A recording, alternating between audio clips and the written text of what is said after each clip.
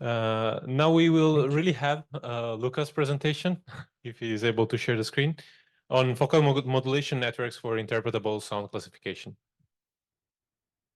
Yeah, so thank you, Francesco. Can you see my screen now?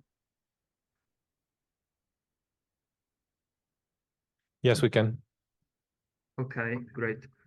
So thank you for the invitation. So today I will present my work on focal modulation networks for interpretable sound classification.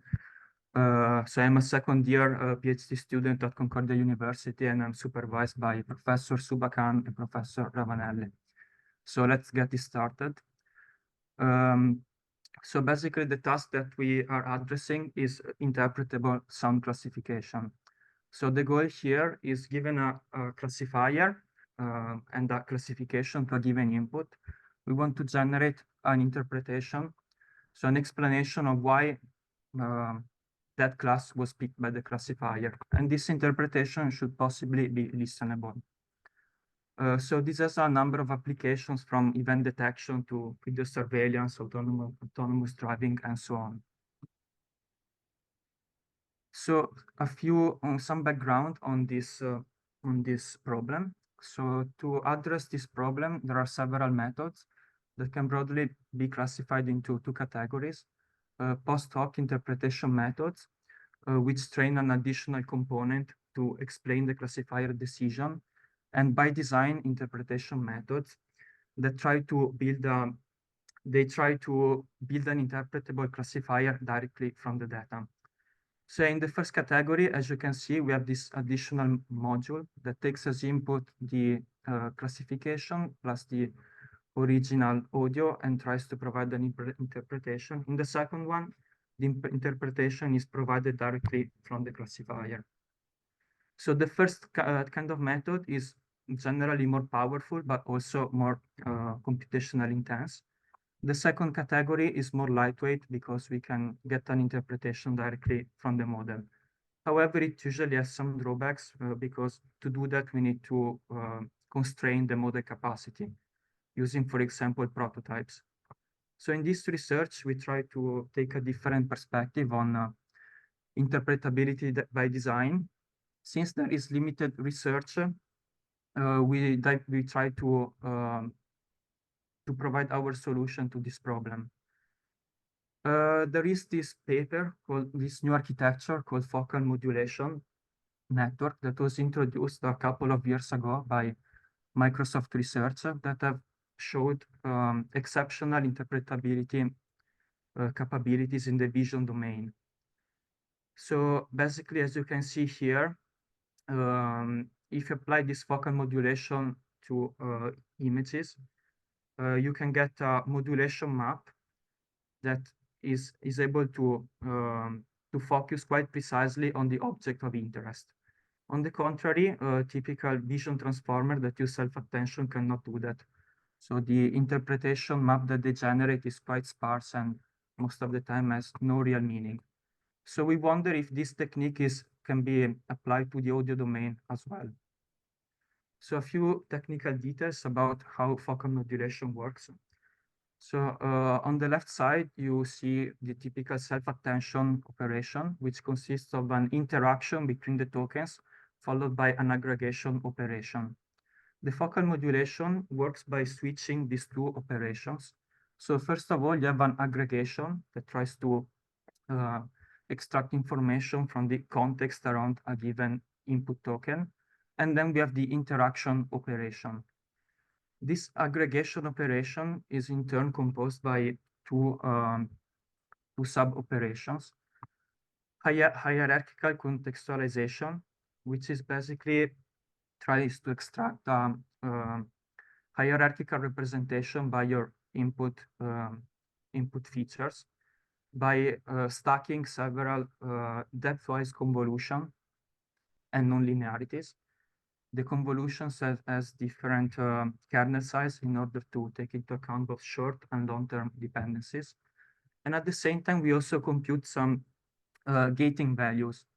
These gating values are specific for each input location and then also specific to each hierarchical level that we consider.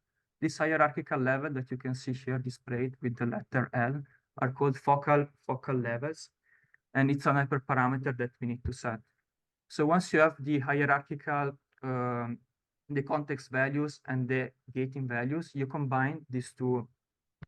You combine this by component-wise multiplication and summation, and this operation gives you the modulator that you see here in green, which is then in turn multiplied element-wise with the query to get the output. So this operation is very powerful and can be used as a drop-in replacement to self-attention. So based on this operation, you can build a full architecture, a full focal net backbone, which resembles the architecture of a transformer. So basically, you have a patch embedding layer that extracts embedding from your input image. Then you stack several stages. Each stage is in turn composed by a different number of focal modulation blocks and a downsample operation. The focal modulation block is a simple transformer block with the classical layer normal and optionally dropout and a feed-forward layer in the end, where the self-attention operation is replaced by the focal modulation. So if we train this kind of architecture on our task, then we want to directly extract interpretations from this backbone using the activation map, basically. So it was shown in the original focal modulation paper that the last layer's modulation map is the one that conveys more information, and it's the one that is the most interpretable. So our goal here is to generate an interpretation map, and we use this very simple strategy. Basically, we take the last layer's modulation map, we threshold it, and upsample it to match the size of the original image. So we get a binary mask from this modulator. We have an hyperparameter to regulate how focused is this binary mask. So basically, we set a quantile Q, and we take the top Q values of the activation map across our input. So this image shows an example of how this interpretation mask is generated. So basically, the most active region of our map are considered to build this interpretation map. Then, of course, this interpretation map is simply overlaid to the original audio, and this way we get an interpretation. So we test this approach on the ESC50 dataset, which consists of 2000 audio samples, 5 seconds long, different environmental sound. We use log spectrogram features as an input to our network. And we consider these two methods, so the focal modulation network, which is the one we proposed. We compare it also to a vision transformer. For the vision transformer, we do the same operation. So instead of generating the interpretation mask from the focal modulation, we generate directly from the self-attention maps.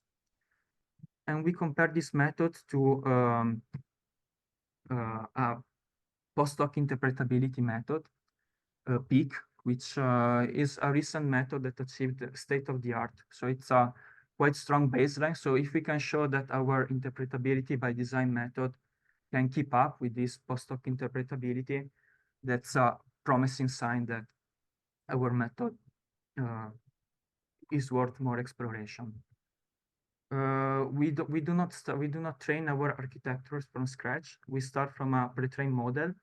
So we use a focal net base for the focal net and the visual transformer base for the vision transformer, which were pre-trained on natural images from ImageNet. We found this beneficial even for audio classification. So as evaluation metrics, we consider accuracy of our classifier and then two metrics related to interpretability.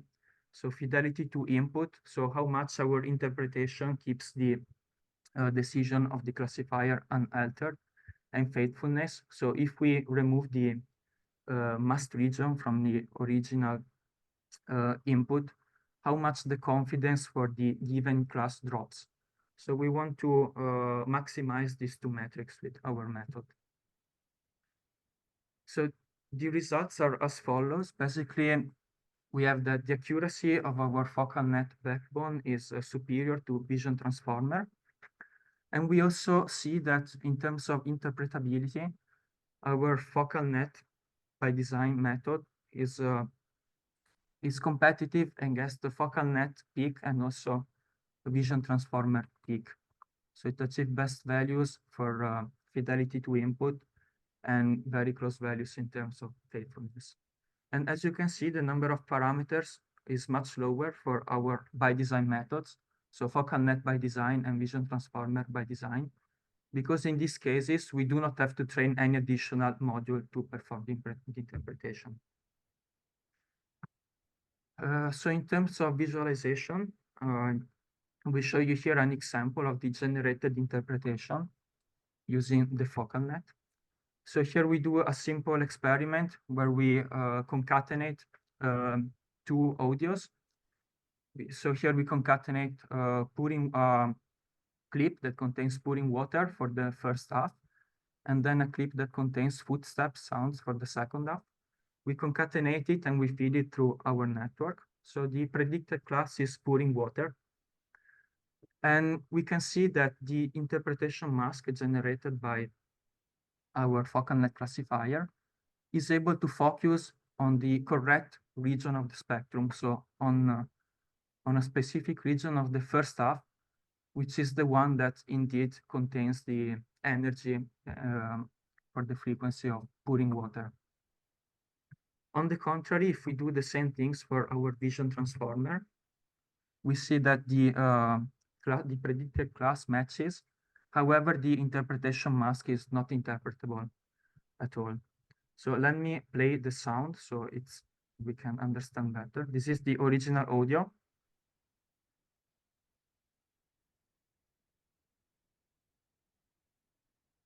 This is the interpretation by focal net. Luca, we cannot hear the sound. You could not hear? No. Okay. It's okay. It's okay. So anyway, I think the concept is pretty clear from the visualization. So basically, with focal net, you can pick up the correct region. With Vision Transformer, the interpretation mask is very sparse. So one hyperparameter of our method is the quantile order. So basically the threshold based on which we threshold our activation map. So this has quite a big impact on the interpretation performance. So we see that the higher is the quantile, it's a bit of a trade-off between fidelity to input and faithfulness. The higher is the quantile order, the more our interpretation is specific to a few pixels of our spectrogram. And therefore, the more our fidelity drops, because we miss too much context to obtain the correct class. On the contrary, if we reduce it too much towards zero, our interpretation basically includes the whole spectrum. So it does not really convey any information in terms of playfulness. So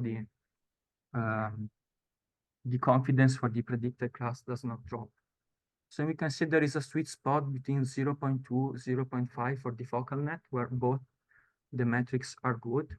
And we also see that Vision Transformer, in no region, the Vision Transformer outperforms focal net for both metrics, while for high values of the quantile order, the focal net outperforms the Vision Transformer.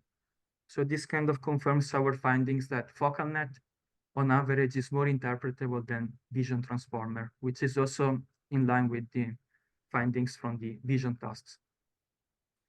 So to conclude, we have presented the method, we adapted the method from computer vision to audio classification towards interpretability by design.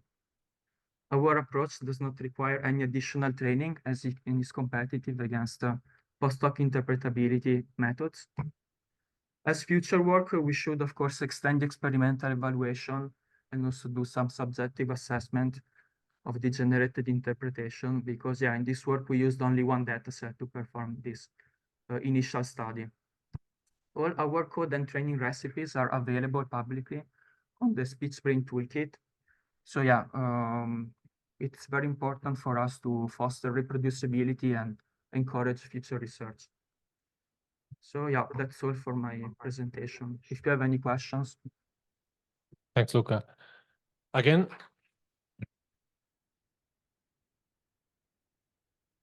yeah, we have time just for one question, if there is any from the audience.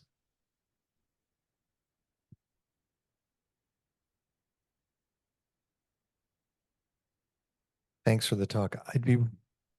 I didn't really understand the faithfulness versus fidelity thing. Could you just explain that a little more? The metrics, you mean? Yes. Yeah. Okay, so basically fidelity to input. So the formula here, so the FC of X is the probability for class C. So basically we take the probability associated with the decision of the classifier. So the maximum probability of our original input, okay, for the given output class. And we compare it to the decision of the classifier if we use only the masked region, so the interpretation. So the idea here is that the interpretation, the class for the interpretation should be the same as the class of the original input, right? So that's the idea behind fidelity to input. So the classifier's decision should not change if we consider only the masked region. On the contrary, with faithfulness, so here we basically it's a 1-0 metric. So 1 if the two prediction matches, 0 otherwise, and we average over all the test samples. On the contrary, faithfulness, we do the opposite. We take the original spectrogram and we subtract the masked region. So here the confidence for the classifier decision should drop, right? Because we are removing from the spectrogram the frequencies that, according to the classifiers, were important for the given decision. So is that clearer? Yeah, he's saying yeah. Okay. Yeah, I think now it's time for lunch. So thanks, Luca, again. Yeah, you're welcome. Yeah. We'll be back at 1. So you don't have a lot of time.